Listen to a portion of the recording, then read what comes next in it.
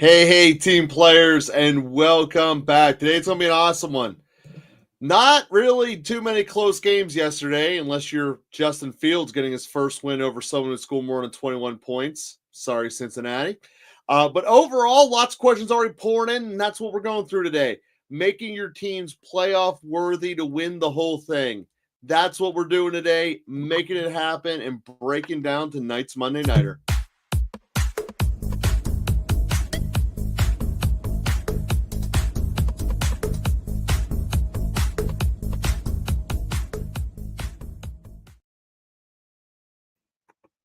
So one of the things that has to be put out here is that with no real close games yesterday, again, with the exception of that Jets comeback, but you could even make the argument for the majority of that Jets game, it wasn't close because they were losing by 14 virtually the entire game until Cincinnati blew it at the end. Game script was really weird across the league yesterday. So when you're looking at that, and we look as far as who had big games and who didn't, I want to just put out one major point of shade before we get into this. I am so sick of the Dallas Cowboys quitting. I'm so sick of the Steelers quitting. Well, the Steelers at least played their starters until there was 5 minutes left.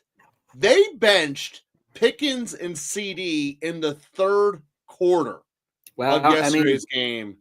And the Cowboys do that more than any other team. It is so infuriating. So, I'm not essentially saying I'm not entirely surprised as to what happened yesterday in any of the games. One of the things that does make me more surprised. Atlanta was a little surprising to me. The two games that do make me a little bit surprised was just the final score of the Falcons-Dolphins game and also the Ravens-Bears game. I thought, honestly speaking, that the Bears would be slightly more competitive in that matchup. And I guess coming out of the bye, first game back, and it was at home, the Ravens had a little bit of an edge there, but I didn't see it across the whole game the entire time until that fourth quarter came. And also the Dolphins-Falcons game, and we'll talk a little bit about the Dolphins-Falcons game when we get to CC's deep dive. But I think overall, we saw some performances that for some people might have been surprising. And then we saw studs doing stud things, and we saw studs failing. And I think that there's just a lot to talk about today. So let's get into these questions. Jesse, how's it going, man? So with Judkins being hurt, is Samson a full load drop? I wouldn't necessarily drop my full fab for him, but I would in certain circumstances. So we're at the part of the season right now, going into week 9. Bye weeks are still a thing, and there is a very realistic chance. Don't buy this week, so you can probably get him for cheap a lot this week. There's a very realistic chance that, assuming that Judkins is simply dealing with an AC sprain, let's hope for all the Judkins owners out there, including myself, where if it's a grade 1 sprain, he's only going to miss 1 to 2 weeks. So there could be a lot of value in Samson during week 10, potentially. But I see it as being, I personally see it as being something that I do want to pick up Samson, but I really would be cautious of putting all of my fab on Samson this week. Because it could be you could definitely see that the Browns could go with Samson and Ford. They didn't do it this game, but you can see that there could be a circumstance where Ford and Samson get some work if Judkins can't go week 10. And I would be hesitant to put a whole lot of fab on Samson. I want him on my roster, but I just wouldn't want to put everything on him. They do face the Jets, though, and the Jets are a very easy matchup. So if Judkins can't go, then Ford and Samson are both next man up, and I'd probably start Samson over Ford in that circumstance. And we saw historically that Samson got more of the load, so that would be, again, with the bye, I don't think you need to spend nearly that much this week because there's other teams that just need to survive the bye. I think he's a decent, cheap purchase, but I do not think he's a blow your entire load. Again, the buy element there, and the fact that, quite frankly, Judkins might not miss any action. So that's my answer there. Certainly not a blow your whole load. However, GDs we'll get to in a minute. Joe, however, when it comes to fab, and this is just something to think about, right, is that we're at the season right now where people are down maybe 60% of their fab. And I wouldn't want the guy who's in first place, for example, if I wasn't in first place, and let's say the guy in first place still had the majority of his fab for some reason or another, I wouldn't want him getting Samson as well. Oh, I wouldn't worry about it at all. So there is an. Let me start with this starting point. I don't think Samson's going to do anything. I think it's an insurance policy. In some leagues, there is going to be an arms race for Dylan Sampson right now because Scadaboo got hurt, Barkley got hurt, Judkins got hurt. But Tracy, on the other hand, I blow my load on. But we got to remember that Judkins and Barkley have their bye this week. So that's another week. Tracy's the one I would blow my load on.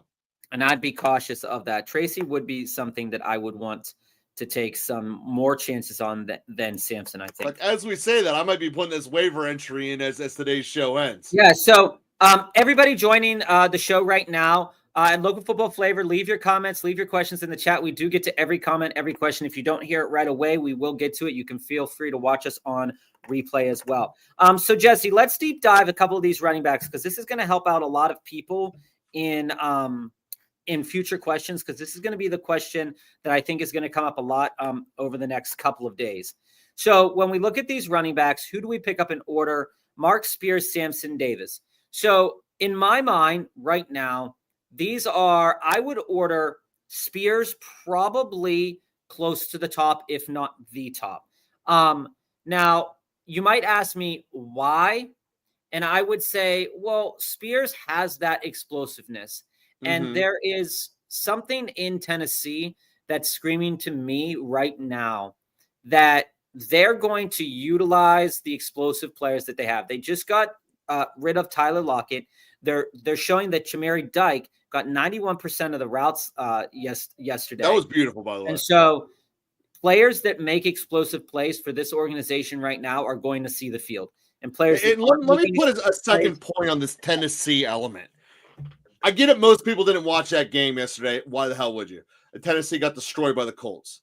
But one thing that you saw consistently throughout it, and this was, again, if it was in a bigger market, it would get reported like crazy. They did not let Cam Ward have the ball and do something with it in meaningful possessions, in meaningful plays. Almost always it became handoffs, especially in the red zone.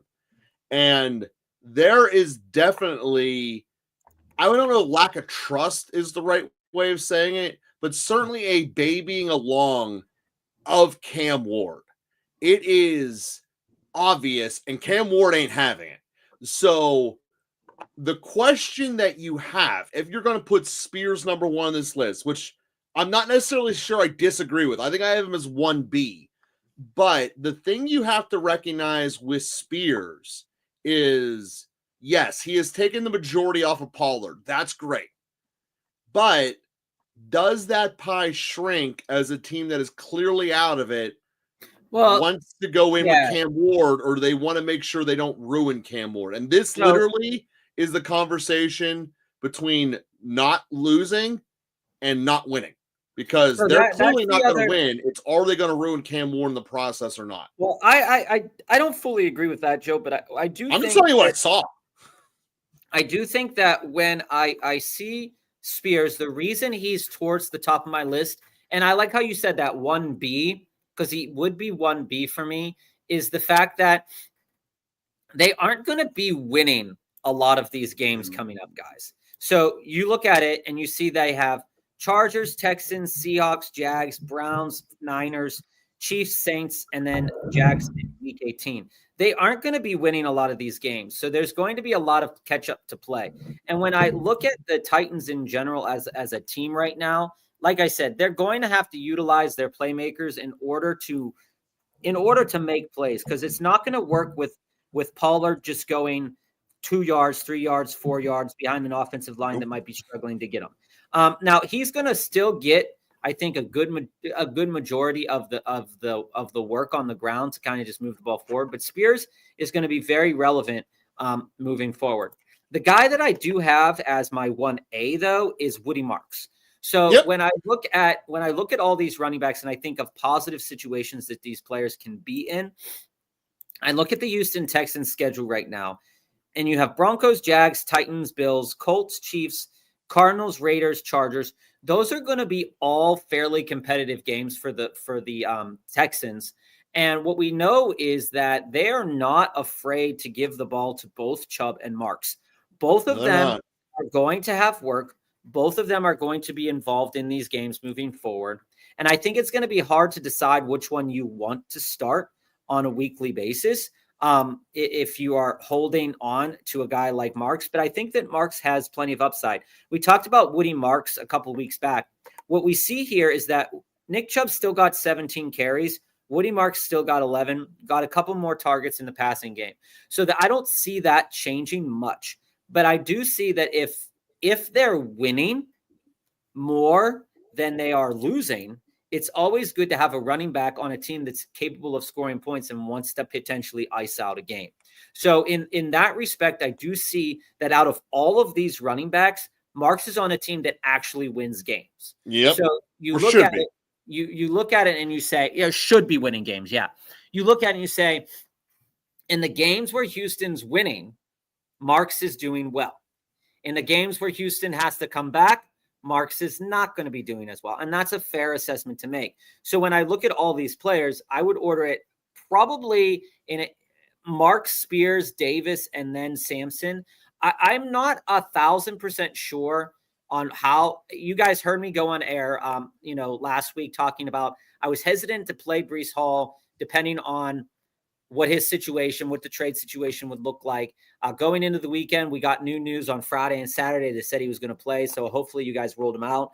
But again, that's a speculative hold. And right now I think Marks and Spears is a good, two good waiver guys. And they are the guys that if they are still on waivers that I would blow the fab on more so than Dylan Sampson. Although I think Dylan Sampson can.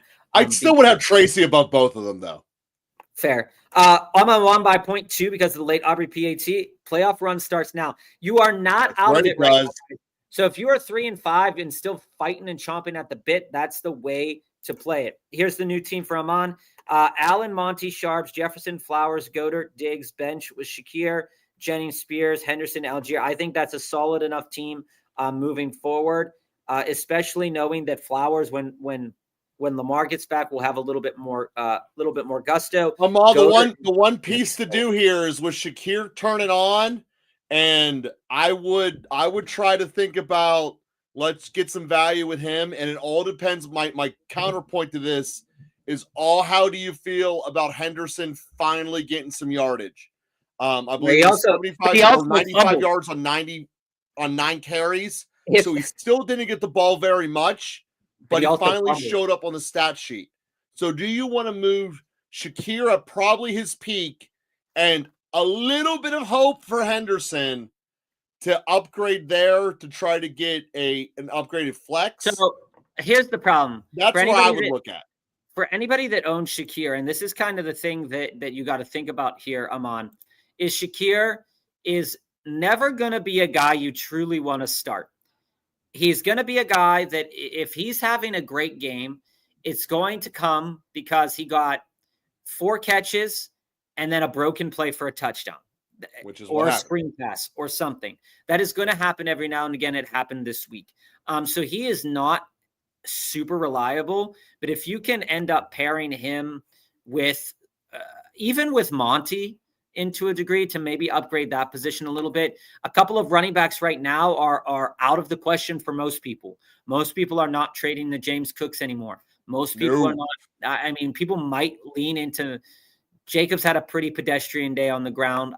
So people might be leaning to maybe give him up. The pool of players that people would want to trade away is very quickly closing. And you're going to have to buy a couple of players that maybe have been dealing with a lingering injury or something nagging them. And if you have a losing, Jacobs might be in that bus now. It'd be a little bit challenging. So that's where I'd be initially at. So Smitty, yeah, it sucks. I was just talking with Joe before we went on air, and I said to him, last week I traded a couple of players for Lamar and for Judkins. Lamar ended up not playing this week. Judkins ended up getting hurt. Those players ended up popping off, and it sucks. It's part of the game. It's why we play, because there's all this uncertainty. But again, when you mention this, I don't remember star players getting season-ending injuries or injuries in general this often growing up. It's crazy. This is what I want to say about this, is that it's definitely happened more in the last couple of years than growing up. I'll give you that. There needs to be an investigation, just like the investigation into the NBA about gambling, but there needs to be an investigation into training staffs, because there are a couple of teams that you can know without a shadow of a doubt that those players are going to get hurt. And I can tell you exactly why it happens. And it really, to me, involves your training staff. It involves your field conditions. It involves how much rest and recuperation time you have. I just think that the NFL needs to investigate this a little bit further. Personal opinion, personal bias, but I think that you're right. I do remember a day, back when we were starting fantasy football, that these players weren't getting injured as much. And yeah, I mean, if you compare this to the late 90s, here's the fundamental fact. They have less calluses on them because they don't practice in training camp nearly to the degree that they do. On average, they are 40% heavier and 40% faster. That translates to something like a 3x in terms of the amount of potential collision force they can provide. Yeah. So you add the fact that they don't have as much callus on them, so you don't have natural body armor, and they're all hitting each other harder. This is what's going to happen. And then you just add the inevitable obvious that Cam Scattaboo was going to get broken. And that's also, why he got I just want to say on this topic in general, right? Because it's an interesting, following all the doctors and research and stuff on subjects. It's just interesting in impact sports. When you are training your body for speed in an impact sport, and your ankles, elbows, shoulders, all this stuff, it naturally it's going to happen that players are going to get injured. But I think for your point here, Smitty, is that it's at the severity and the rate. Like if you had one of these injuries every couple of weeks, that would make sense. But you're having like almost a significant injury every single week. And so I think that scientifically that it needs to be looked at. CC wasn't able to get the Puka deal done, but the London and Cook for Judy cashed in crazy like money. It was a great deal. Was aiming for Scat, but who would you target for Brees sell high right now? And there was a comment a little bit later on here from Jesse about would you trade Brees Hall? Yes. One of the other players in that deal that I was talking about earlier was Brees Hall. I traded him a week or two ago with a package for Lamar and Judkins. And again, the injury kind of got me down. But when I look at this in general, you cannot rely on Brees Hall to pass for a touchdown. Okay. Nope. And like we said last week, Brees Hall's always a threat to score a touchdown because of who he is as a player. But this Jets team as an organization, you saw how bad Cincinnati, couldn't stop them in the second half of that game. And so I think what you're going to look at when you look at the Jets in general is that you're going to want to capitalize, if you own Jets players, on games that when they're playing poor defenses or where they're able to adjust. In the last two games, they played defenses that got after Fields, and he didn't play well. In this game, did he play better? Modestly, you can say. His fantasy score was definitely better. But when you look at this as an organization, is Brees a guy I would sell? Yeah, I would. I don't know what you would get for him right now. We'd have to play the numbers a little bit depending on your league. But I think that nobody's going to sell Brees into – they're going to know that game is slightly an anomaly. But the expectation that he could have that game makes people interested in him. And I think that's why he's a sell high. You think you get Pickens for Brees? Probably. You could. Yeah, I think that's the range you're looking at. The Pickens tier. You can definitely get guys like Flowers and Charbonnet too. So if that's Pickens would be the one I think. I know. I'm just saying those are guys that are there. The Flacco play was pure money. Another one. Flacco's a goat. He's dealing with an injury right now though. So anybody who has Flacco, keep that in mind. But looking on to pivot into Jackson Dart. Now this one's a little bit trickier for me right now because I do feel like that Cam Scatterbo injury really deflates the wheels on this offense in general.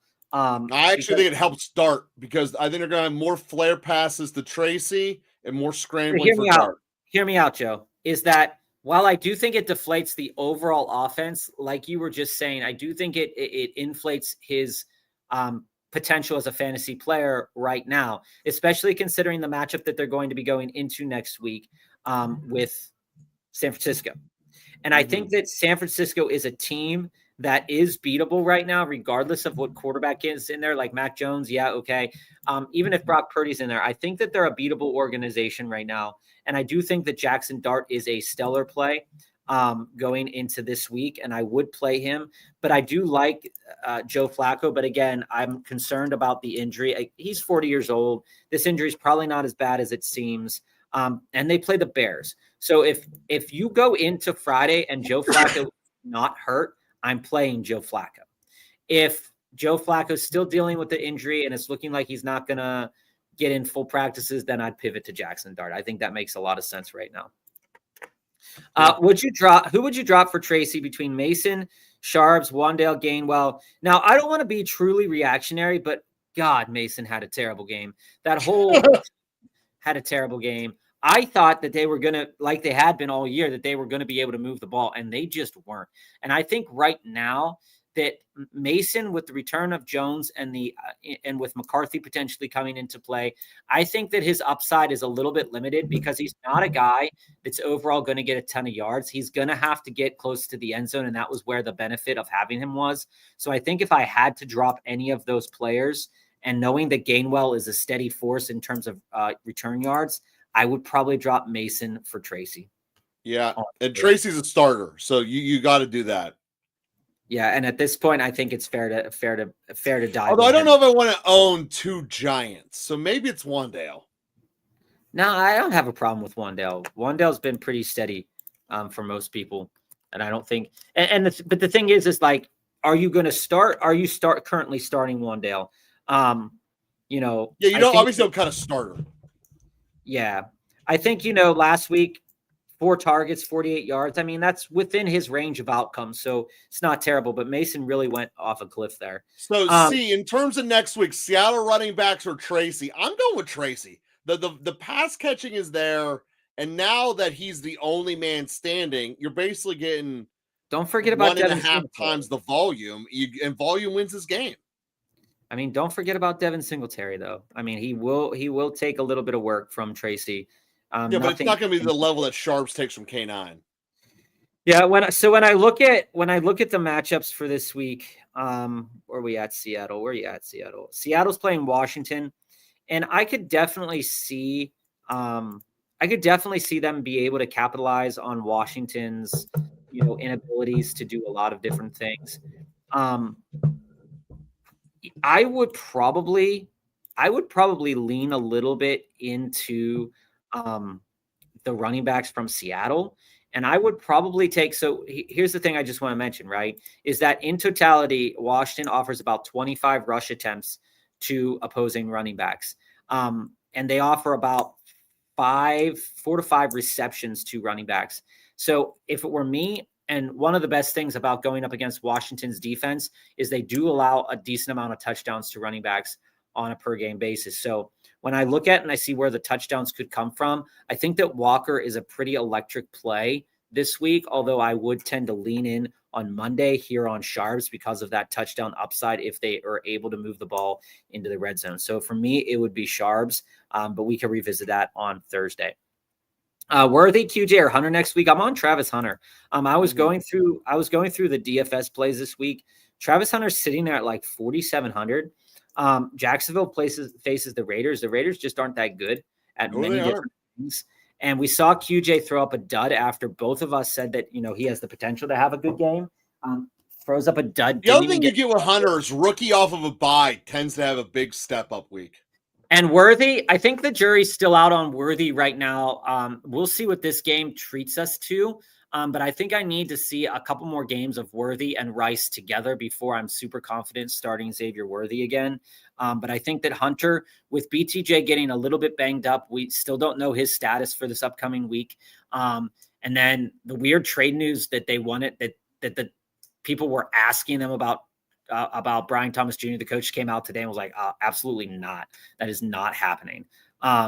But I would definitely get into that. And just in terms of running backs, Joe, I just want to touch on this quick comment that Smitty made here, and Brian as well.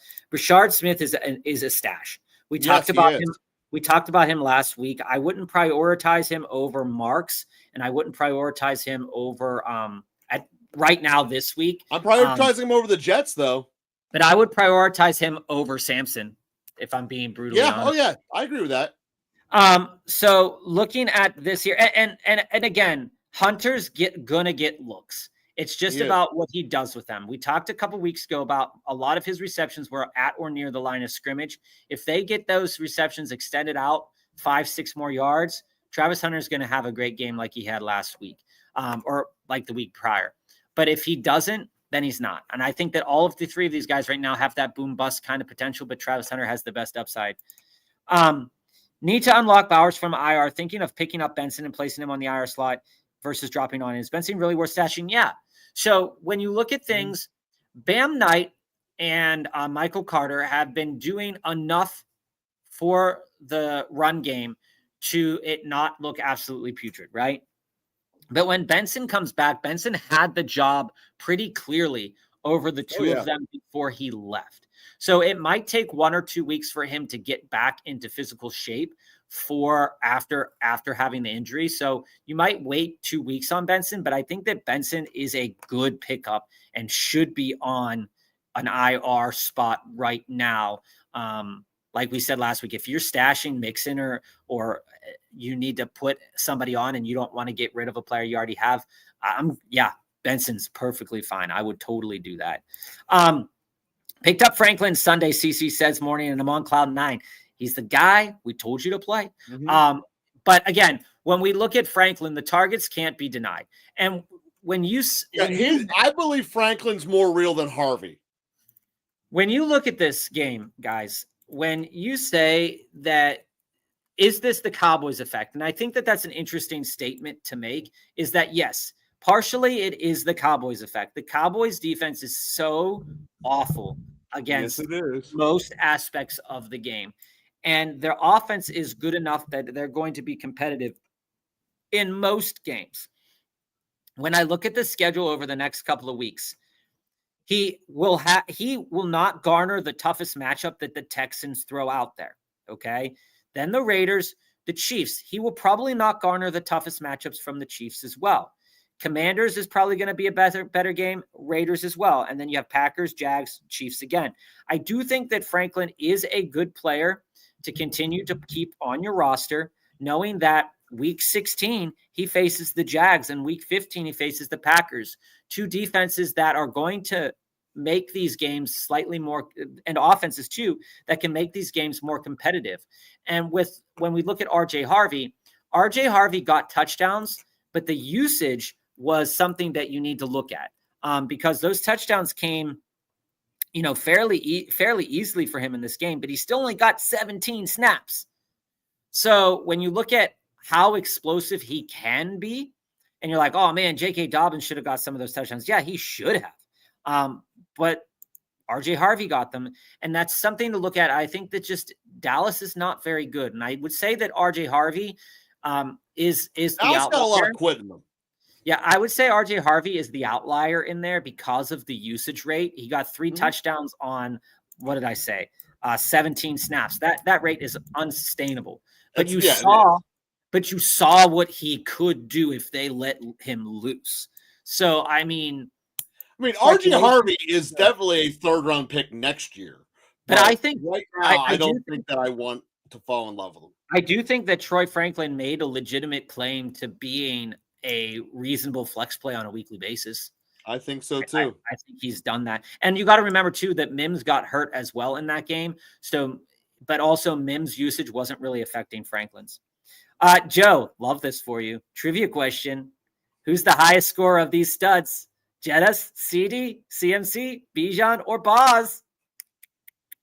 Gotta love it. I like that. Dude, it felt like every 10 minutes, Boz was kicking another 50-plus yarder and making. You know what's fun though? I think it was you, Jesse. when last week we were talking about rest of season kickers, you brought up McLaughlin and Boswell, and both of them were just bombing 50-yarders the other day. So, I mean, it's just. By the way, guys, you guys kept pushing Kraft last week. You guys nailed that. Yeah, I told you. 700 here. Kittle got his touchdown.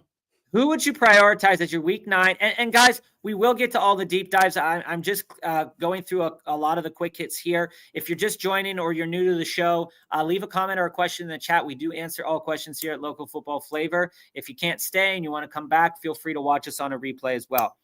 Who would you prioritize as your week 9 waiver edition, regardless of position? Isaiah Davis, Harold Fannin, Chamari Dyke, torn between Davis, the long-term stash with upside, or the flex plays. So 700, this is, and I don't know if that's your actual username. That's what's just coming up on my screen. But when I look at this for actual usage right now, I think you've got to lean into Chamari Dyke and Harold Fannin. One of the reasons why Harold Fannin is a great play is that the usage for him is still insane. Yes, Njoku's still dealing and banged up, but Fannin saw 40 snaps, ran around on 28, and saw 7 targets.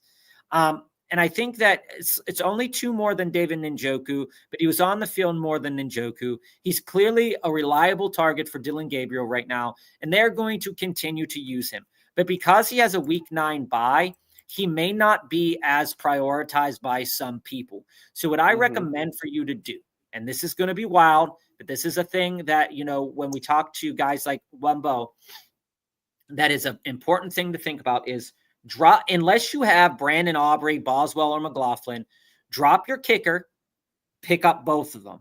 Then when you see what's going on with everything, drop them back to the waiver wire whenever you need to. Play that waiver wire. Play it like a fiddle to get these guys on your team and make the appropriate ad drops when you need to. Because especially if you have players that are dealing with injuries like Bucky Irving or Ricky Pearsall and their status has changed from questionable to out, questionable to whatever, see how you can play that field. But I think right now, Chamari Dyke is the guy that you really want. We talked about Alec Iomanor last week, and Alec Iomanor laid another goose egg for us. But Chamari Dyke coming out of the woodwork, 91% of the snaps, I believe it was, running a route. Throwing each week. And also remember, they drafted him before Iomanor. Let's remember that. That's how it went down. And still, Iomanor still got 8 targets. So this is nothing to like any shade on Iomanor. He played more snaps than Chamari Dyke. But these two guys, like I said, they just got rid of Tyler Lockett. I would be cognizant of when Ridley comes back. But these two players are playing at least a better than Ridley at this moment in time. And I think that their talent is something that the Tennessee organization wants to exploit a little bit more. So in the order of prioritization, if I needed a running back, I would take the running back. But if I'm looking for that flex play, I'm going Chamari Dyke and Fannin in that order because Chamari Dyke's playing this week. And that's the only reason why I would put him over Fannin. His volume's increasing each week. I love that. You guys know I've been beating the drum for Harold Fannin since the offseason, actually, so I'm fine with that. What receiver, Brian, is comparable value to McBride in fantasy? Would you say Nico? How Nico is falling because of his injury? I think that you can make a reasonable claim that right now, because McBride already had his bye week and the Texans did too, and Nico's hurt, I don't think people would say no to that. I don't think people would say no to that. I'd still rather hold Collins. I know a lot of people. I know a lot of people would really be like, "Hey, I'd rather have McBride because he's healthy right now," and that is absolutely a fair point to be at. If I'm looking at purely wide receivers and who you could trade McBride for, I think you could definitely pull off like a Pickens. You still might be able to get Ladd. After Pittman's game this past week, I don't know if people are going to continue to sleep on Michael Pittman Jr. And I do think that if you have the wherewithal, I do think that McBride could go for a deal if you wanted 2 wide receivers like an Addison and someone of comparable value in that range. I don't think McBride will get you like a Rashi I don't think he would get you. He might get you a Devonta. He might get you a Devonta Smith as well. But I don't know if the person who has Nico, unless they're really struggling with injuries, I think most people would think about that at the very minimum. Brian, Diggs or Addison next week will be my flex play. So let's take this look at the schedule. I'd go Addison. So here's a couple of things I worry about. I am curious what the quarterback situation will be. I do like Addison, but when I look at who the Patriots are playing, where are they at on here? They're playing Atlanta. And Atlanta just threw up another dud. AJ Terrell, Waddle had a game. And so I question if Atlanta overall, and this goes to a deep dive that will be coming up, I question overall if Atlanta actually is going to invest time in being a good team with the players that they have. So for me, I think it'd be Diggs over Addison next week, just because I'm unsure of how the connection between the wide receivers and JJ McCarthy will be, if JJ McCarthy will start. And again, that's here on Monday. That can change by Thursday. We'll have to take a look at Yeah, we'll revisit that one. So, Josh, with this one, as I was seeing Saquon break an open field, I actually had the thought, I wonder if he did that trade. But I can tell you, I would definitely do part 2 right now of spinning Saquon, because I think that was his max by a bunch. I would turn and burn him right now. Yeah. I think that's fair. And is Matthew Golden droppable at this point? I think so. You guys heard me say that, unless you were 5 touchdowns last night, unless you were like needing a running back, Henderson was a drop last week, and players can come back and forth, guys. I mean, this is the nature of the NFL. But one of the things about Golden that is very, very clear is that with all players being healthy, minus Reed, that the Packers just don't seem to care about Matthew Golden's usage. Nope. As long as they are winning games, this ball, like I told you guys this last week, if they are going to win games, this ball is going 3 ways: Dobbs, Jacobs, Kraft. And Golden doesn't get in the red zone. Golden is an afterthought. And I think if you are picking up guys like Chamari Dyke, if you are picking up guys like Harold Fannin, if you are picking up guys that like Woody Marks, Matthew Golden is a drop. I think that's fair. He hasn't had a game that you would say, oh, I'm mad that I didn't start him. Any worries with Caleb Williams? Brian, if you know Joe, which you probably do, you've been with us for a little while, there's always a worry with Caleb Williams. He's been an auto start in my 14-teamer, and because it's 14 teams, but he shouldn't be. The thing is that Caleb Williams can put up yardage, but right now, what we know about the Bears is that they are making a concerted effort to be better at running the ball. And Joe shared with you last week, because he's bad at throwing the ball. Joe shared with you last week that it's probably in an attempt to hide most of his weaknesses related to inaccuracy. It is. It's not probably. It is. So, am I worried about him? Yes. Is there going to be another option on your waiver wire? Probably not, because it's a 14-team league, and you might just have to continue to roll with him. Judkins and Saquon on bye this week. Need to start 2 running backs. So would you start Ja'Cory Krosky-Merritt and Marks, or pick up Tracy Knight and Brashard Smith? Well, first of all, I would pick up Tracy, Josh. I would pick up Tracy. And I would think about, let me see, who's Arizona playing this upcoming week? Dallas? I would really think about Bam Knight against Dallas, just to keep your head on a swivel for that. But I do think that Ja'Cory Krosky-Merritt will have a reasonable game, and Woody Marks has the chance to have a good game as well. Against Denver, it's going to be a slightly more competitive matchup. I would try to pick up, and I would see what the quarterback situation is, because if Kyler Murray is in instead of Jacoby Brissett, I think Knight is a worse play. Tracy's interesting to me. So the way I'd prioritize it, I would start Ja'Cory Krosky-Merritt and Marks, depending on how Ja'Cory Krosky-Merritt does tonight on Monday. But if I needed to pivot out of them, I do think Bam Knight is a good get against Dallas because Dallas sucks. So yep, their defense bad. I know it's early, but which defenses would you pick up for next week? So, Joe, I do want to touch on that question with the deep dive that we were talking about, with one of the deep dives that we have here. So let's get into the deep dive. So, Jesse, we'll come back to this quick hitter right here. And I want to touch on this deep dive from CC here, because this touches on the idea of defenses and streaming defenses, right? So CC mentioned here, and guys, if you just dropped in and you're staying with us for a while, leave a question or comment in the chat. We answer all question or comments here at Local Football Flavor. If you don't hear your question answered right away, feel free to lay it in the chat, come back, and we do answer it. Watch us on replay or keep watching the show. You might hear your answer question through somebody else. You might hear your question answered through somebody else's question. The Falcons D, are there any lessons to be learned here moving forward with how we stream defenses weekly? And I want to touch on this really quickly before we get to the second half of the question. So when it comes to streaming defenses, there's a couple of things that we need to know in general, right?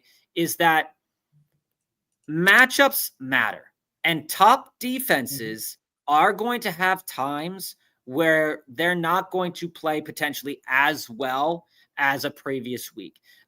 Thinking back, Joe, to the Steelers of, probably about 10 years ago at this point in time, where they were a reliable fantasy defense. You could slot them in and you never took them out instead of the bye week, right? And basically Houston's the only ones doing that. San Francisco, right. Baltimore a couple years ago, same thing. Now, in terms of what you get this year, is that there are two ways to play streaming defenses, and we talk about them a lot on the show. Sometimes we get them right, and sometimes we get them wrong. There's all kinds of variability in with this, but I think there's a couple of notions that really get people excited. And it's one, teams that are playing offenses that are struggling to move the ball, low scoring offenses, right? Point number two, teams that are going against quarterbacks that are turnover prone or running backs that are turnover prone. Number three, going after defenses where the offensive line is dealing with injuries, which means it's better for the defensive line. Now, all of that is well and good, but the other fact of that is to then look at the defenses and to see, is that defense capable of capitalizing on turnovers when given the opportunity to do that? Is that defense capable of sacking the quarterback if given the opportunity to do that? And if that team, why are those teams low? Like, when you look at an offense, why is that offense low scoring, right? So, example, I said last week that on DFS lineups, because they were cheap, I was rolling out Cincinnati. Justin Fields was proving to not be a good quarterback, burned me in the ass, got me -4 points. But when you look at it and you say, okay, well, there's a cost-benefit ratio to DFS, but when you look at redraft and you're like, okay, Cincinnati, all of those things worked out in Cincinnati's favor. They were leading the game. They did have a turnover-prone quarterback. They are able to sack the quarterback at times. They do get turnovers, but it didn't amount to anything because Cincinnati's not a defense you can play. Cincinnati's a defense you play against. But listen. But I'm saying all of the things and ways that you can look at a fantasy defense, you could have looked at Cincinnati the same way and said, oh, but then what burned them was that they didn't capitalize on those turnovers, and then they got a bunch of points scored against them. So when you look at Atlanta right now, right, is that they've had 2 games where they've had over 30 points scored on them. And then they've had games where they've held people under yardage totals.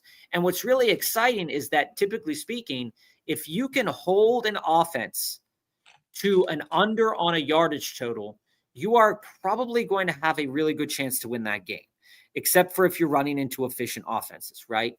So when you look at this and you say, okay, looking at streaming defenses coming up, Joe, in week 9, So I love the Rams.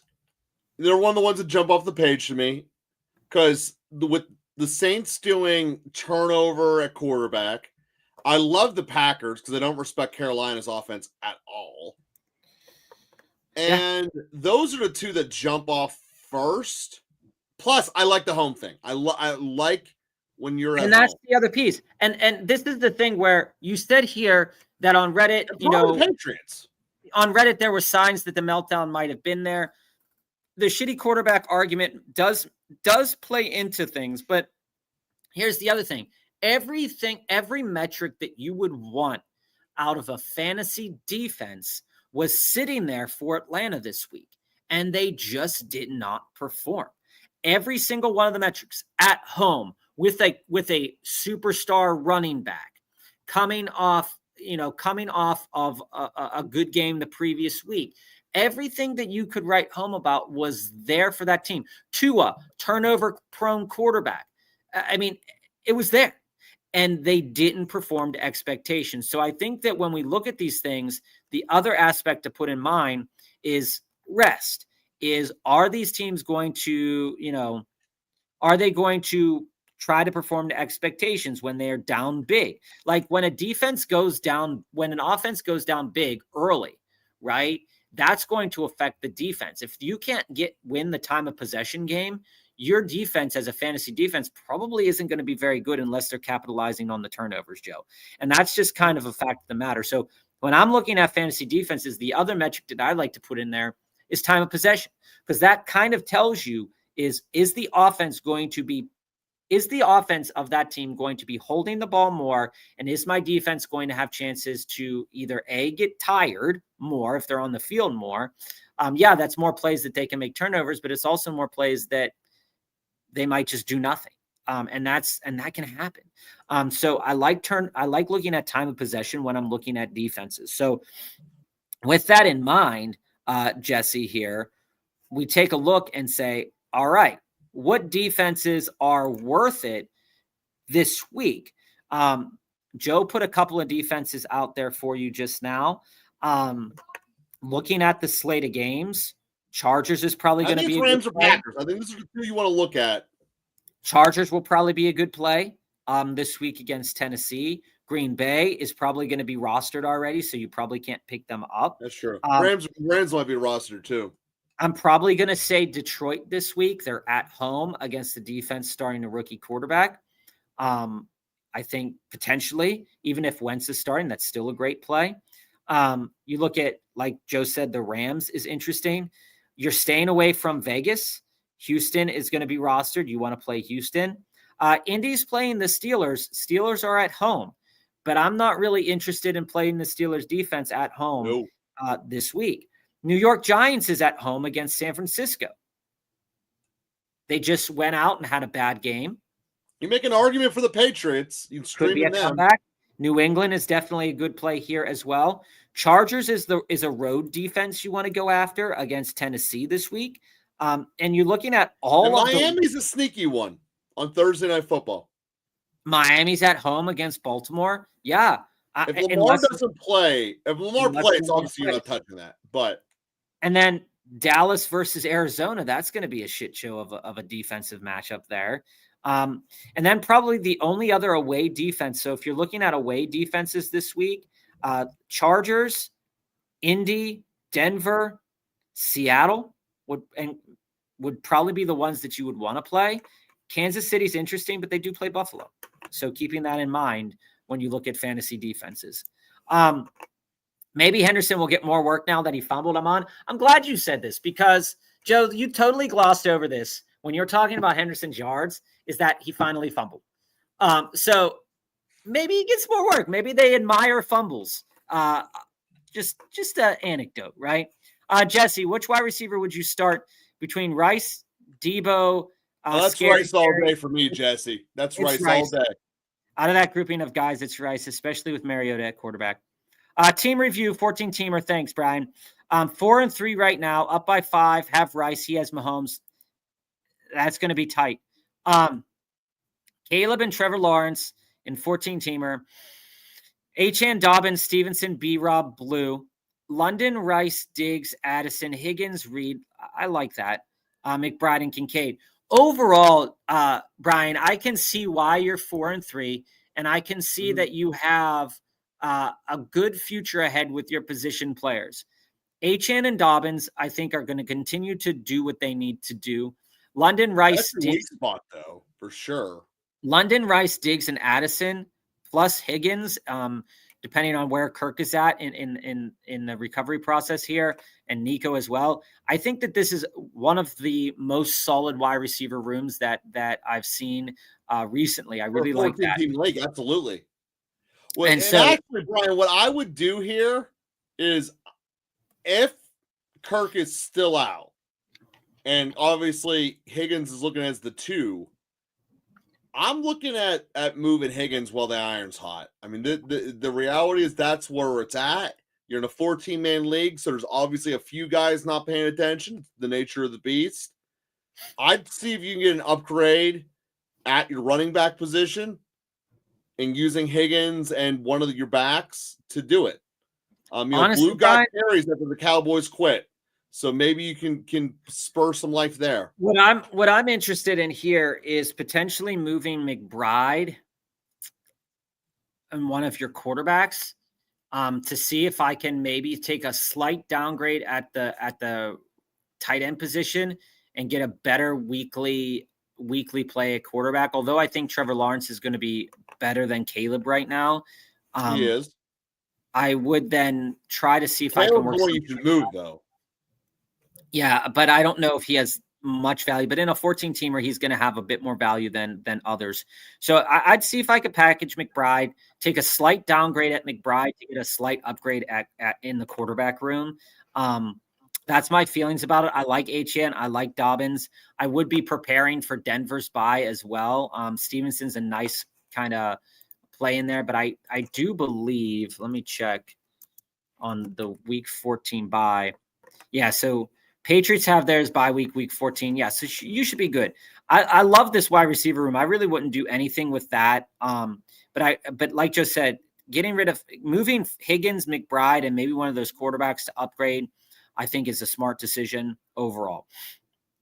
And Jonathan, we'll get to that deep dive next. Would we trade Hall, Jesse? Yes. Absolutely. So, I touched on a little bit earlier in the show of the reasons why you can trade Hall. But again, his usage, guys, is going to be pretty much what you're going to get if he stays on the Jets. Now, the concern is that he's you're never getting that high of usage again. That was the peak of Hall, dude. That was the peak of Hall. Well, again, Joe, this is what I said earlier about Brees, right? Is that Brees is perfectly capable as a player to break out and have phenomenal usage. He was on the field for 40 snaps. He only had 18 carries. That is within his purview of carries. And if you take out the fact that, he had that passing touchdown, he's still at 22 to 26 fantasy points, depending upon your settings. So I do think that Brees Hall, if he gets that amount of usage against shitty defenses, he's going to be very, very successful. So I think the fact of the matter is no defense. Maybe the Cowboys might be the only one worse than the Bengals. So when you look at that's why I would move Hall. When you look at the week schedules coming up, guys, it's Browns and Pats. And we saw Judkins get bottled up by the Pats. And we know that the Browns are capable of bottling up defense or bottling up running backs. Then the next week after that is the Ravens. So you can sell him and then say, hey, you got the Ravens coming up, back end of the season. They end with the Patriots. And they have another game against the Dolphins, which should be okay for him. So I do think that this is a market that you could move out of very expeditiously. And you could probably get something very good right now because people are going to be buoyed by that and potentially getting traded. I would totally move on from that. All right. I think I just misclicked something. We're down here now. All right. So, hey, Nick, welcome back. So you feel like you're in trouble sliding from 5-1 to 5-3. I did the exact same thing, bro. I just have a very different core. Your running backs are Genty, Pollard, Warren, and a liable Baker who has fallen off a cliff. So when we're looking at you here, no one's accepting trades. You want to get a better running back. any trade ideas to pivot on your situation? Well, looking at the roster, one of the things that you can do now, assuming they're on your waivers, is upgrading Spears or Tracy into Pollard. You do need to start looking at Genty. This is his cliff point. We've said this all off season. You had to get rid of Genty before week 10. We're here. So maybe you do Genty and Baker and try to get into someone's quarterback and running back. I'm not itching to get rid of Baker by any stretch, but that could be a direction you would look at. My biggest thing is just cut Pollard and get Spears or Tracy because they should be on your waiver wire. That will upgrade you as a starting point. Well, Nick, and we can talk about this a little bit later, potentially in a deep dive as well. But I do agree with Joe about Genty. I explained to you a couple weeks ago about Ashton Genty and on how he has some good games in there. And the organization, he's probably going to pop off potentially this upcoming week. But you really got to look at those remaining games and see if you can sell them, because he has Broncos he has Jags coming up this week, which is a matchup that he could beat. Broncos on November 6th, and then the Cowboys on November 17th. So unfortunately, you might have to sell him before that Cowboys game. And you might have to sell him. This is about Pinheiro, but you might have to sell him prior to that Cowboys game. So the guy or gal who's getting Ashton Genty will be like, yeah, he just got the Cowboys on his schedule. He's got Denver's on his schedule. Those are two defenses that can be exploited in terms of the run game. I want that. What can I sell him for? When it comes to picking up running backs, the problem is that people don't often like lateral moves for running backs. So they don't feel like, unless they feel like that schedule is going to take off, a lot of people just want a trade to even out. They want to feel like they've won. We talked about this at the end of last week. You want to feel like you won, even if in the moment you just want to feel like you can grab on and latch on to something. 5-3. Here's the thing, Nick, is that you aren't out of it yet. You look at Baker. Baker had a down week this week. Absolutely, that's true. Eddie Pinheiro, I'll get to him in a moment, had a down week for sure. But when I look at what you could do right now, what I'm thinking about is that pivoting into some players that people do want to trade for, right? You do have the option of trading Genty for a wide receiver. And maybe that wide receiver is someone that somebody else covets, and you can get a better running back for that. You don't always have to trade that running back for a running back, but you can get that running back for a wide receiver, running back for a tight end on a wide receiver, something, and play those pieces a little bit differently. With the news that your league mates are having a tough time trading, I do think that Joe's right in that looking at that waiver wire, getting that Brashard Smith. By the way, guys, Devin Neal is still out there. He might be the only healthy running back going in for New Orleans in the next couple of weeks. I would go and if I have speculative stash space on my roster, Devin Neal's a guy that I'm not going to have to spend a lot of fab on to get him. And he might end up being the starter for the last 4 weeks of the season because, Rattler might not be starting soon. Kamara's dealing with the ankle injury. He might be moved, all that stuff. I think Devin Neal is an interesting way to go into. But again, Warren, I think, will be fine. He got 50 yards before halftime, and then they just stopped using him. And guess what? They lost that game. Pollard's usage is going to be probably up in the air as long as Spears is there, but he could get traded. He's a vet. He could absolutely get traded to, say, Kansas City, right? Or a team that needs a running back. And Genty will be serviceable, but not excellent for your team over the next 2 weeks until that Dallas game. So I do think that there's a lot of room that your team has to improve, but it's just kind of that player matchup and coaching that happened this week. Not great. You might still be able to go out and get Javonte Williams. The yardage total wasn't as high as previous weeks, but he did get 2 touchdowns. I'm just saying. Would you guys trade a Breece Hall for Javonte Williams or Achane or Vidal and a wide receiver. I'll tell you this, Kamani Vidal looked pretty good. He sure did.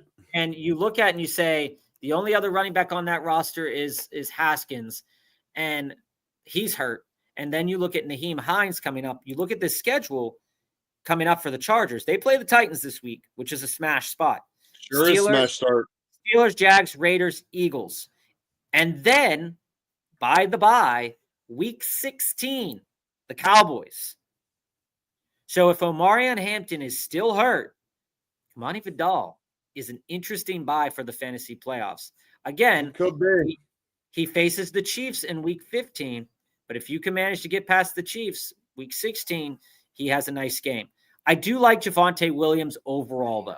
So if I had to pick one of those players, I would tend to lean into the Javonte Williams side of it. Dallas, when we look at the Dallas Cowboys, Javonte Williams gives you much more stability and much more certainty because Vidal's useless as soon as Omarion's healthy. When we look at the schedule coming up for the Cowboys, we've got Cardinals, Raiders, Eagles, which could be tough, Chiefs, which could be tough, Lions, Vikings, and Vikings is week 15, and then the Commanders, which they should be able to do week 17. I still do like Javonte. So if I had to pick any of those players to go at, I would go for Javonte. But if it was like Vidal and let's say Zay Flowers, I could kind of convince myself into doing something like that, especially if I needed help in the wide receiver market. So let me go down here to Pinheiro. Here's the thing. Pinheiro, looking up the stats from last week, did not attempt any field goals last week or yesterday and got one extra point, and then they got a 2-point conversion. The guy is 17 for 17 on the year. Okay. He's got 5 field goals over 50 yards. So he's missed one extra point on the year as well. So I've got to say that this is more of an aberration, I think, than what his true potential could be. Yeah, he killed many people this week, and there are plenty of kickers on your waiver wire because only 12 are being rostered anyway. So why not go after another kicker? But the problem is that there are games where he could be much better. Wouldn't you agree, Joe? I mean, like, taking a look at it, he has in the course of the season. Down kicker check. You're trying to set me up for kicker talk. But listen, Joe. This is his stats over the last couple of weeks, and this is not with counting if you have like bonuses for 50-yard field goals. 8 points, 10 points, 7 points, 14 points, 13 points, 8 points, and this past week, 1 point. Yeah, that sucks. But that's a game script thing. They were basically out of it for the longest time in that game, despite what maybe the stat sheets say. And I don't think you need to worry about him. If you want to pick up another kicker, by all means do it. And I think that'd be fine. Brian, did this trade last week before Thursday Night Football. I feel much better now. Pickens, Mason, and Taylor for McBride, Diggs, and Stevenson, 14-teamer. Yeah, I mean, like, overall, that McBride, Diggs, and Stevenson, I mean, like, yeah, sure. I love Pickens. Galaxy, someone dropped Jacoby Myers. Would you drop Tootin for Myers? Tootin is just a deep stash for me. Galaxy, here's the thing. I know it might be your first time here. I would value the running backs more than the receivers. If all things are the same, but they're not in this situation, I do tend to lean into the running backs a little bit more. One of the things you need to know about Jacoby is Jacoby was getting usage before he got injured. Now, trade talks, rumors, whatnot. And typically speaking, it's very hard for some players to adjust to playbooks, even if they get traded. So if Jacoby's out this week, then he's out for another week, and then say he gets traded before the deadline, and then it's 1 to 2 weeks to ramp up, you're still missing out on 3 to 4 weeks. And it's easier to just sit on Tootin, especially knowing that all of these running back injuries have happened over the last several weeks. I think it's easy to sit on Tootin. It's not to say that Jacoby can't have a great game if he comes back healthy and they give him the ball. But I think that speculatively, if you're not planning on starting Jacoby, Tootin is a little bit more valuable at this point in time. And he is. And again, everything, if he gets traded, I see there's a lot of people here in the talks. We got trade talks. Look at moving him. Like, no, at the end of the day, it doesn't matter where he goes. Traded receivers take forever to pick up. You're going to end up being cut them anyway. So, you're welcome, Jesse. I believe that was Joe's call out too. Bills was an incredible play. One of the best defenses on the slate for the week. There you go. Rams or Seahawks this week. Jesse, I think it's okay to lean into the Rams this week. Seahawks would be nice, but I'd be worried about, if Jaden Daniels were to come back. But I'm on the Rams on that one. Okay, down by 9. The opponent has Hollywood. I have Rice. Do I have a chance? I think you have more than a chance. I think you win. Hollywood could get a back-end touchdown, but I think that Rice proved that that's basically it, Jesse. As long as Hollywood doesn't score, you get the win.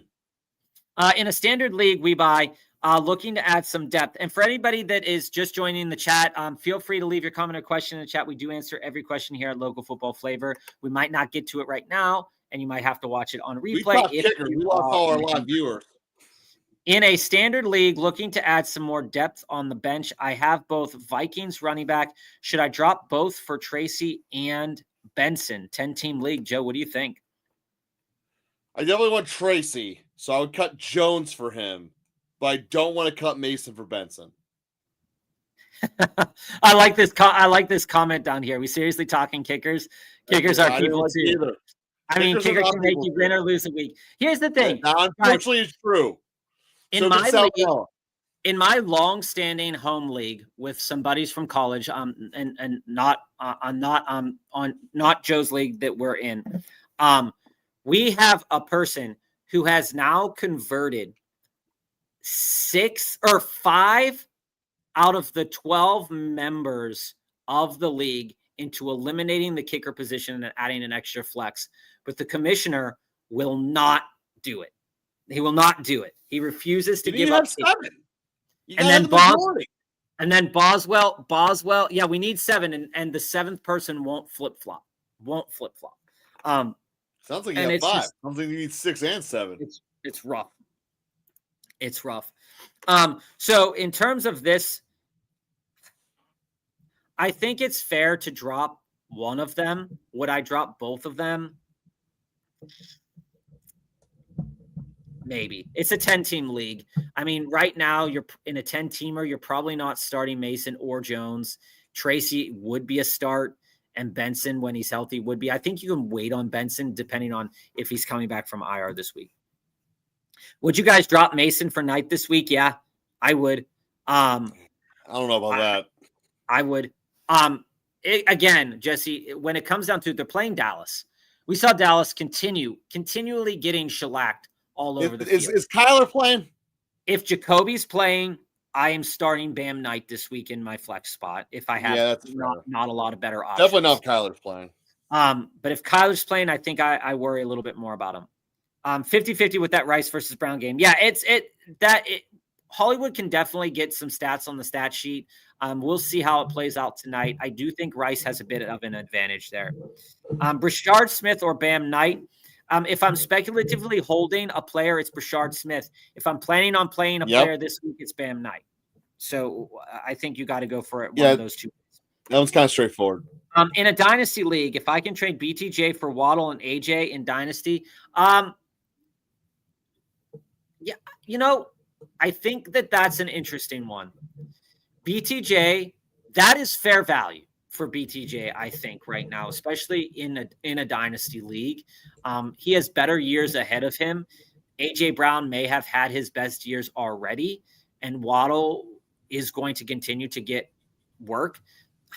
I would do something like that. I think it's fair. What do you think, Joe?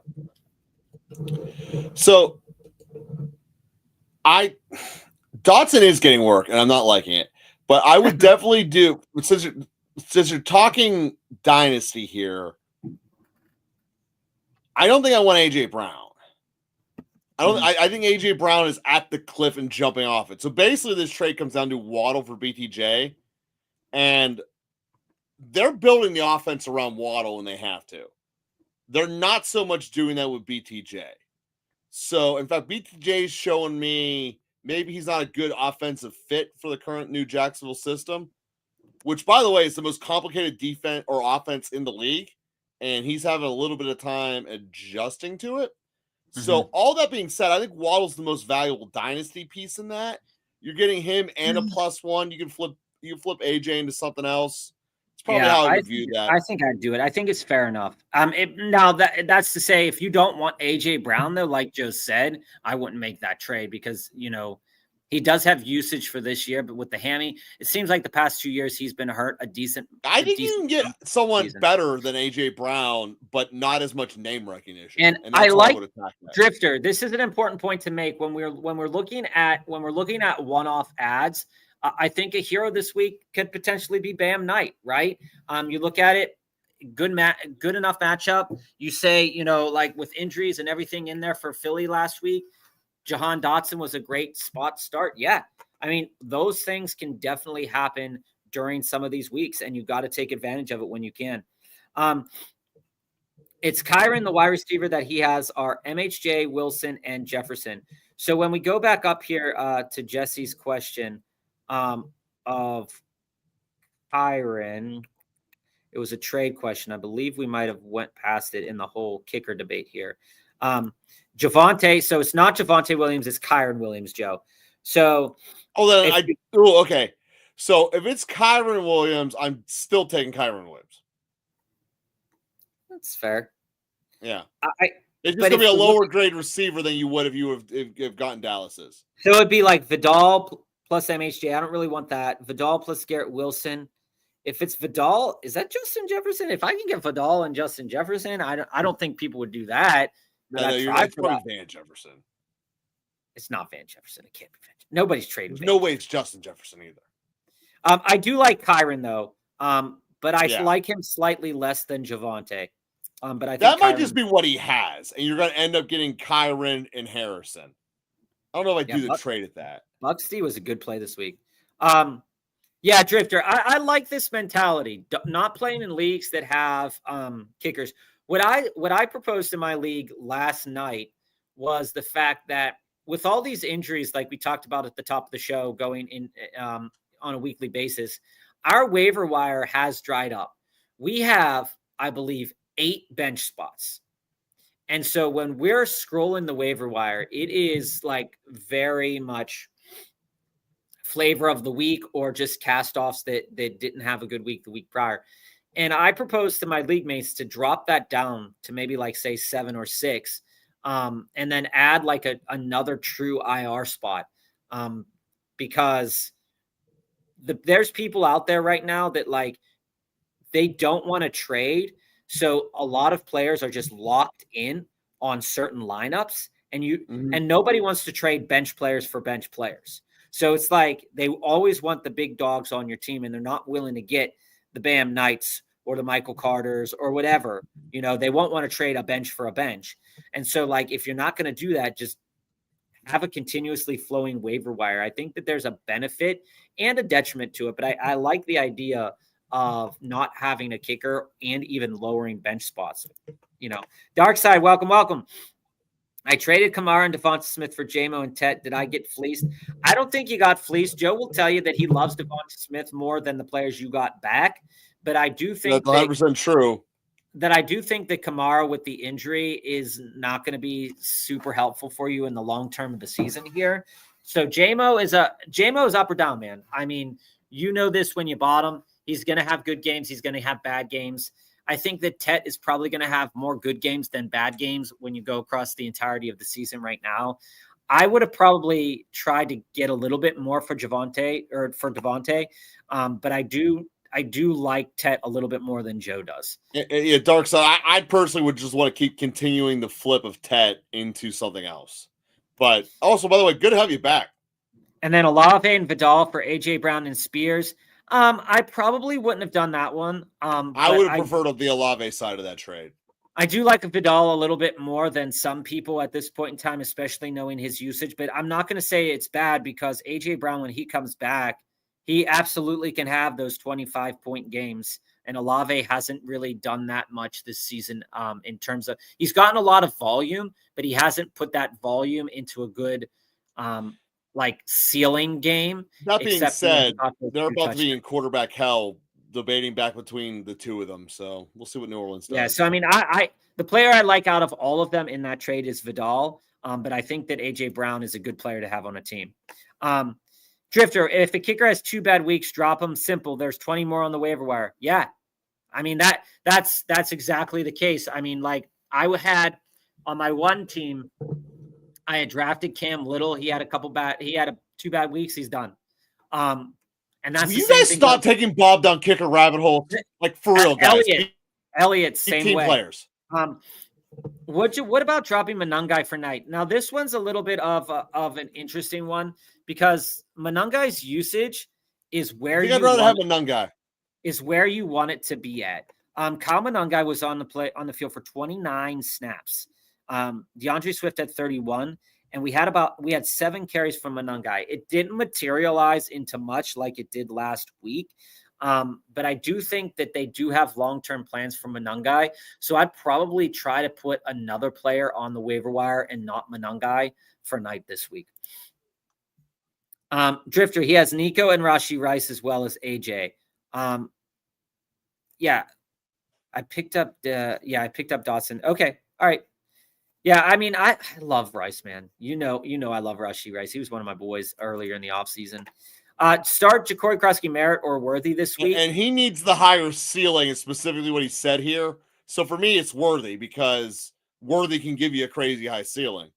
All right, let me see one thing real quick while we talk about Worthy. And Jesse, would we trade Collins and Hall for Kyron and J. Jeff? Now we're talking.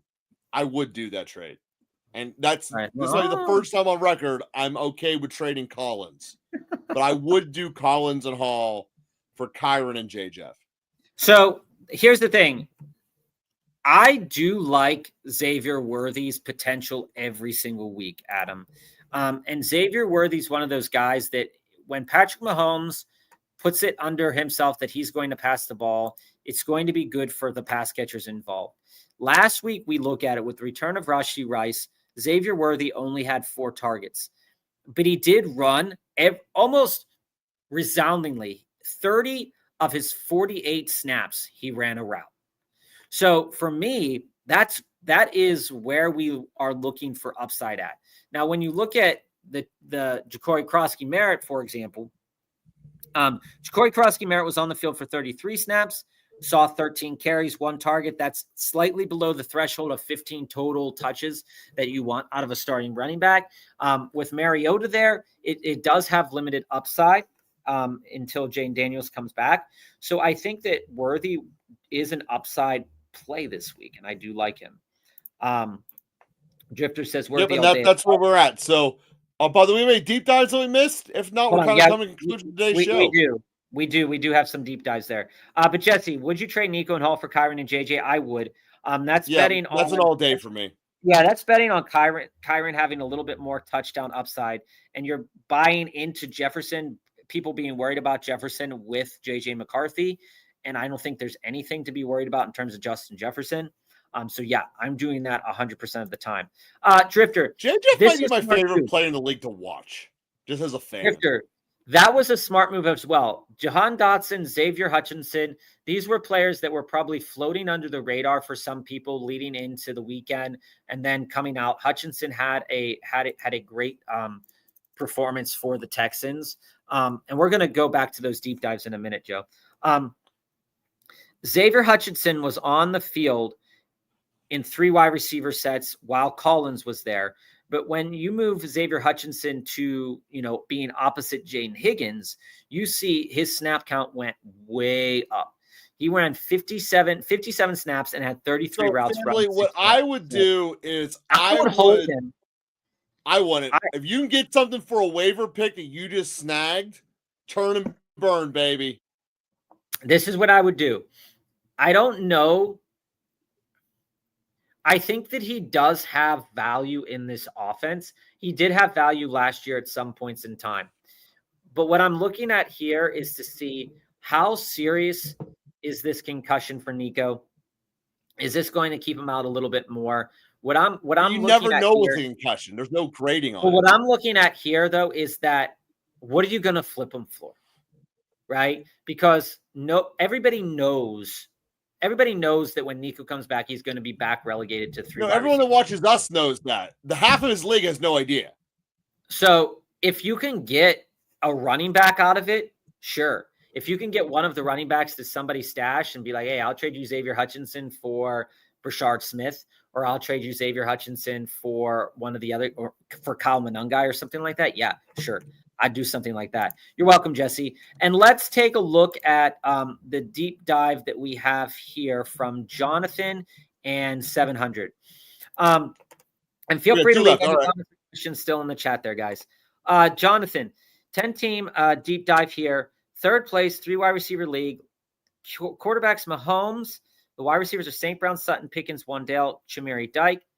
Running backs are Cook, Jacobs, Mason, Sharps, Gainwell. Return yards, Benson on IR.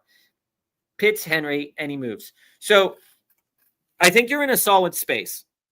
When I look at the totality of the team, thinking about it in terms of weak spots, right, is that Sutton's been having like a weak spot as Franklin's growing. I'm putting that out there because I've been seeing it.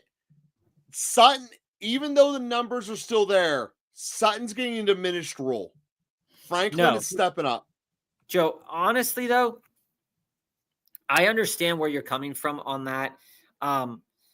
Cortland Sutton is still seeing the majority of the snaps, but he's running the same amount of routes as Troy Franklin. That's why I want to move him while you still can. And he got about two less targets. And I do think, like I said at the beginning of the offseason when we were doing these drafts, is I do like Cortland Sutton, but Cortland Sutton does have that extreme touchdown kind of dependency, right?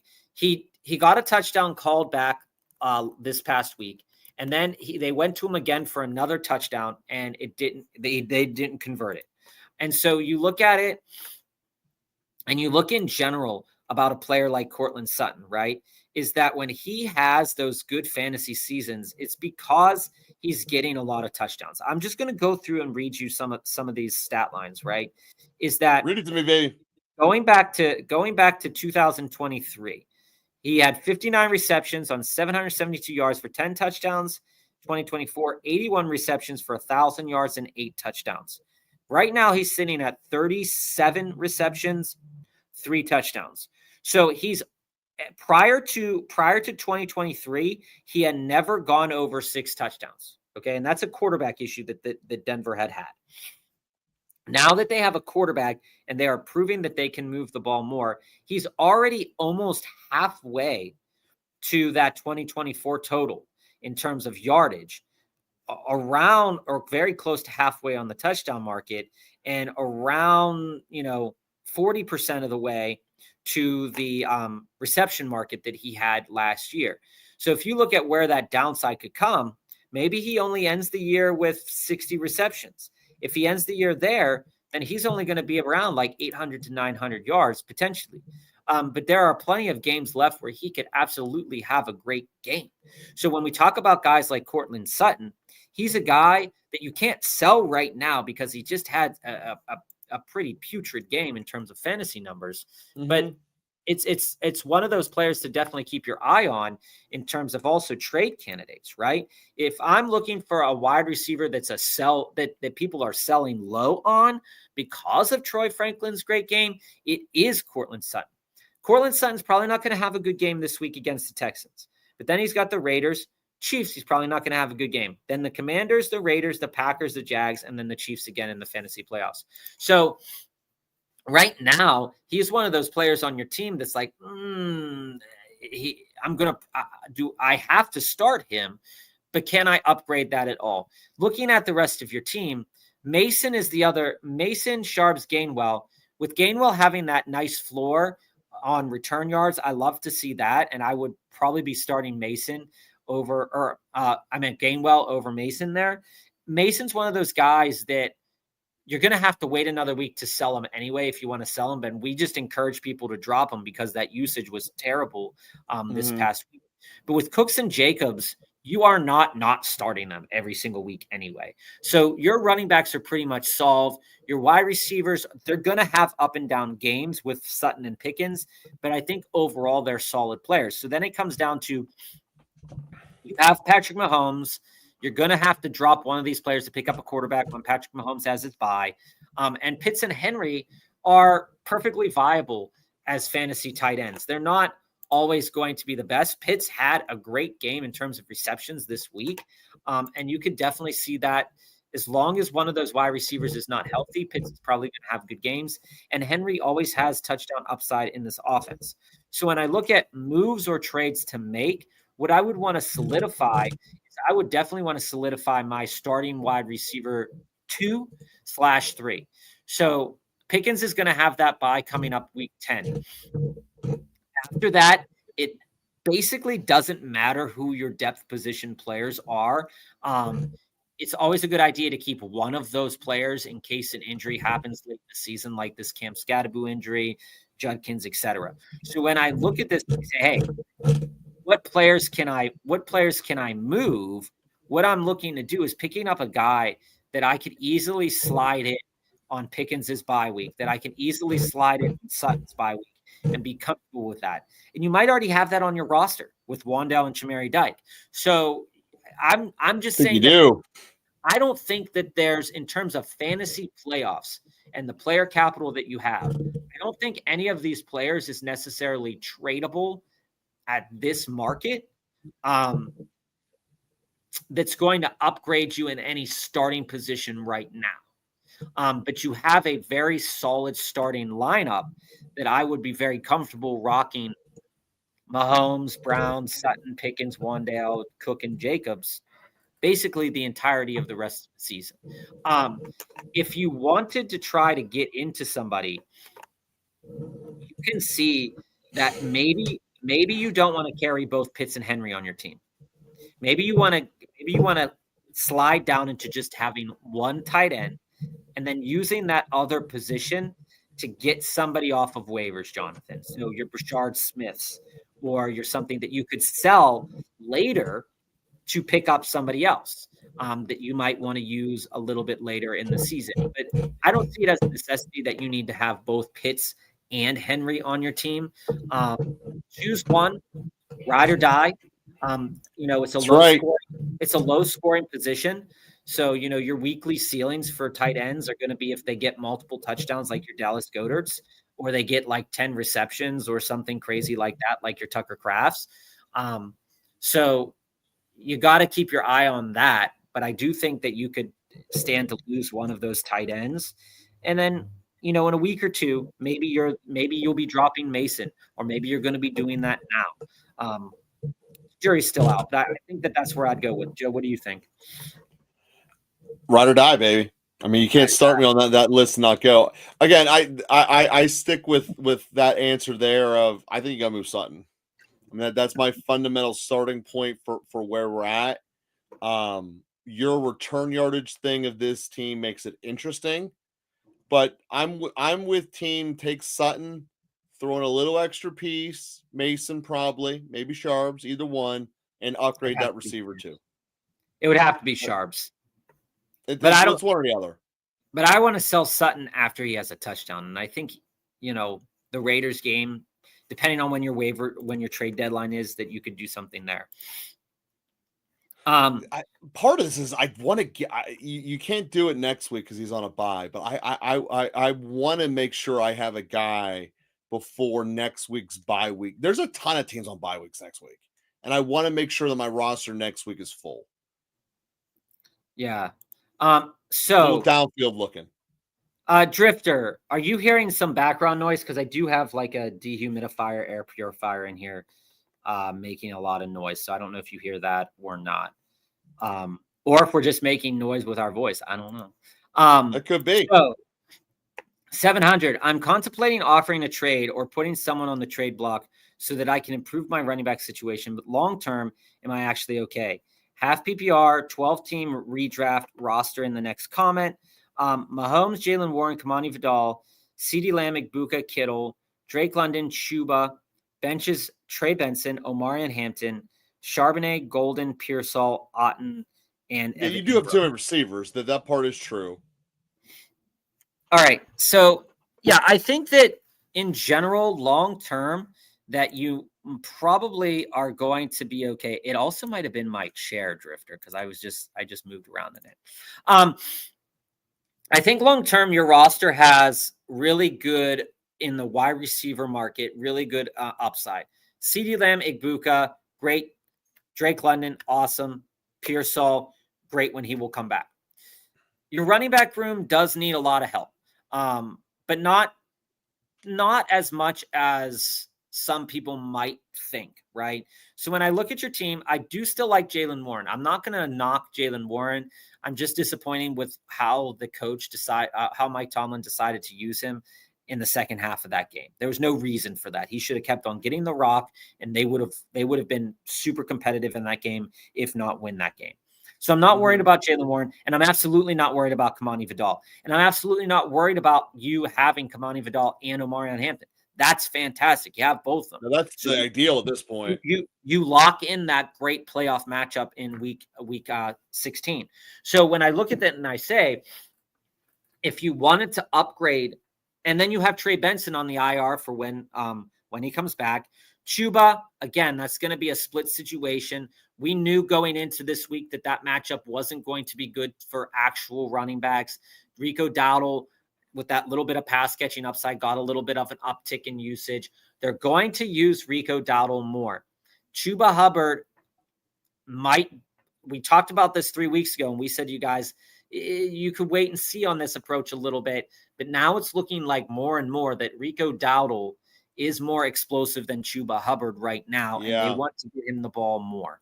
So Chuba is a guy that you're probably not going to be starting.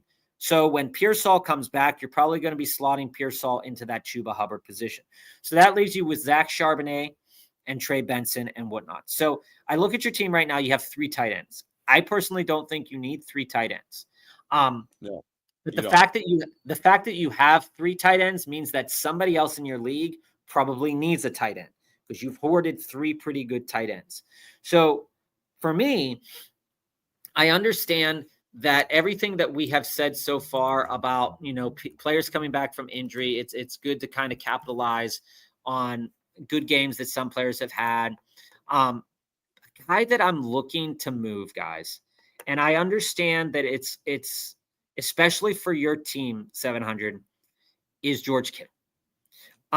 I understand that George Kittle can absolutely pop off any given week in this offense. I know that can happen. But one of the things to be cautious of is that he tends to have these nagging injuries that will either repeatedly come back from his age or from his position. He's always going to be on the field, but there are going to be games where he is going to see much more usage as a pass blocker and a run blocker than as an actual pass catcher. And he always has.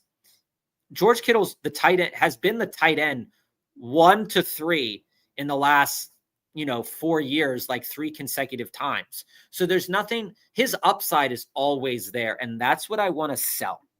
I want to sell that upside. I think you combine him and Golden, you can go get yourself a good flex.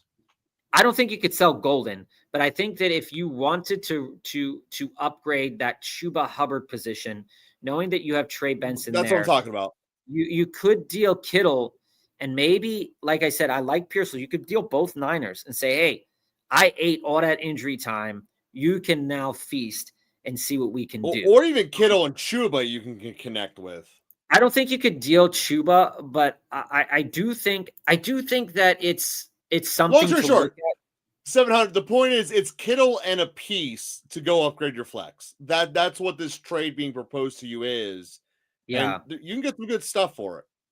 And if you're nervous about that, I would want to look at, it might be a little bit of a pull, but I would love to put a Devontae Smith on this roster. You would have to work real hard to put that on your roster. You probably have to put. You'd have to do effort into it, but that's the direction I would try to do. Start massaging something like that. Yeah, because you want to upgrade that flex. So if you want to upgrade with a running back, you're probably not going to be able to get a running back right now to do that with. You're not. And looking at guys that could be on your waiver wire, I mean, like, this is what we said last week too, is that when you look at guys from the Patriots, for example, The Patriots wide receiver room is basically wide open on a week-to-week basis. There's no, like Mac Hollins had 7 receptions this past week. Stupid. So, you look at it and you say, where could I They go? won by like 20 points and got sacked 5 times. What do they do? Yeah.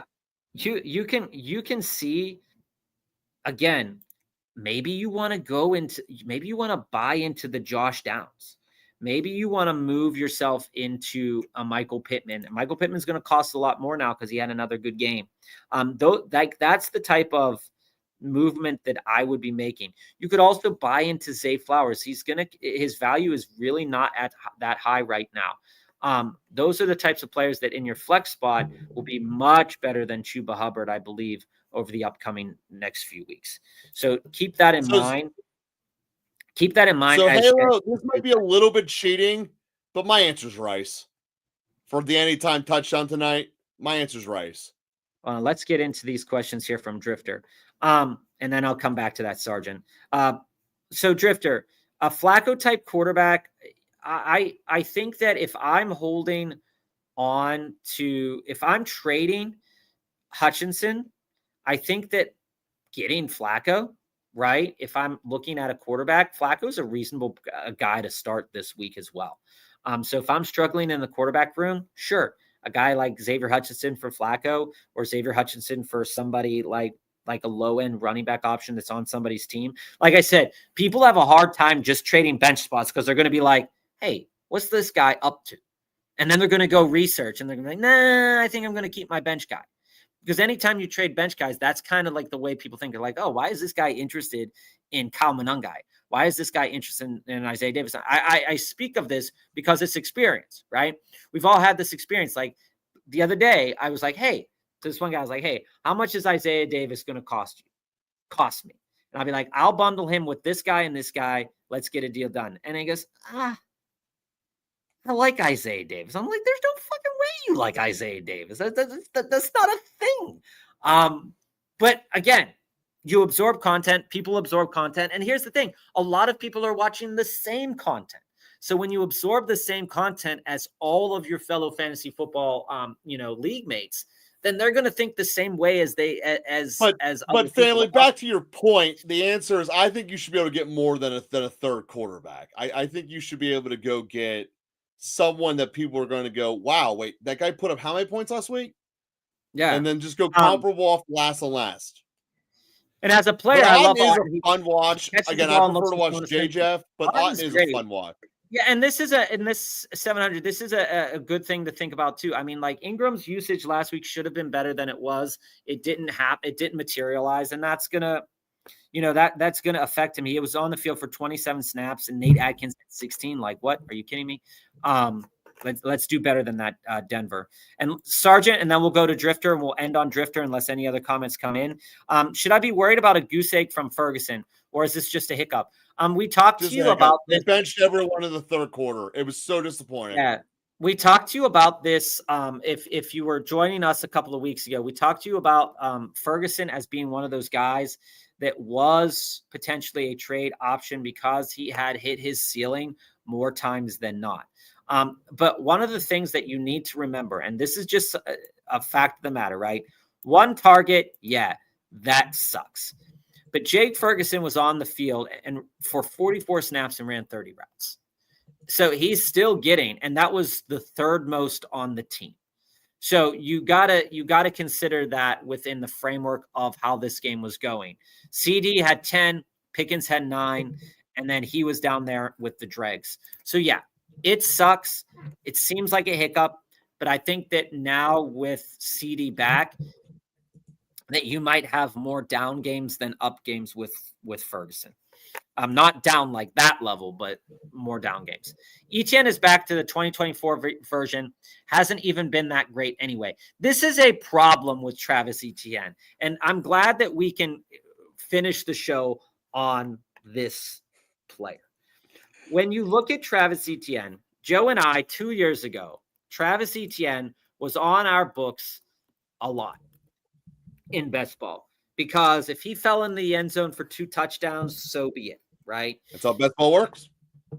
In redraft, we weren't taking a lot of Travis Etienne and we weren't taking a lot of stabs at him. But you look at this and you say, just going into his numbers, just base stats, go to ESPN base stats. Started off hot, 1,000-yard season, barely over 1,000-yard season. Then 558 yards. And right now he's almost at his total from last year on almost 60 less carries. So you look at and you say, and he's at his current rushing total at this moment in time right now from last year. His best season was back in 2023 with 11 total touchdowns.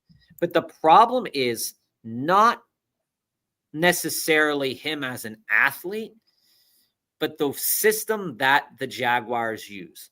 The consistent need to push Trevor Lawrence or another running back in the red zone is a huge problem for Travis Etienne. He's not getting as much work as he should be getting when you look at red zone numbers and what you want when they move the ball down the field, right? He's not getting those money stats that you want. So just as an aside here, right, to the point, you look at, I don't know why it always does this. So you go in and you look at the stats for red zone usage on the year, and you see, hey, who are the top scoring players in terms of red zone usage? Jonathan Taylor, Josh Jacobs, Javonte Williams, Jahmyr Gibbs, Cam Scattergood, right? And then you keep scrolling down this list inside the 20. How many attempts inside the 20 has Travis Etienne gotten? You keep scrolling, 15. Okay. Well, that's in the same conversation, and it sucks because Bijan's in that same conversation as well. But then you go in, Joe, and you say, okay, inside the 10, where is it looking at for Travis Etienne? And you're looking at 4 carries. 4 inside the 10. And so when I look at a player like Travis Etienne, he is not going to be the guy that you want to have on your team if you're sitting there and you need a touchdown, because it's not going to happen. And Travis Etienne got drafted fairly this year. I would say out of every year that he's been in the league, this is probably the most fair drafting position that he was in this year, Joe. And this right here, Drifter, is basically the long and short of it. I would rather have in Dynasty those two guys, because there is a future on the current team that they're at that those two guys can be very successful versus Etienne. And I think that goes in and says, I face the number 1 team with Dak, Ferguson, Lamb, and C-Mac. Poor guy. Yeah, I mean, C-Mac laid a goose egg. Bijan laid a goose egg. Dak, Fergie. I mean, it was a bloodbath this week, Joe. All right, guys. So it was. We will catch you on Thursday, 3:45 Eastern Standard Time. With all your questions, comments, we'll do start sits, trades. Again, please join us if you want to watch us on replay. We're always available. Just click in the video and we'll answer a question if you have one when we're not live. So everybody, we'll see you at 3:45 Eastern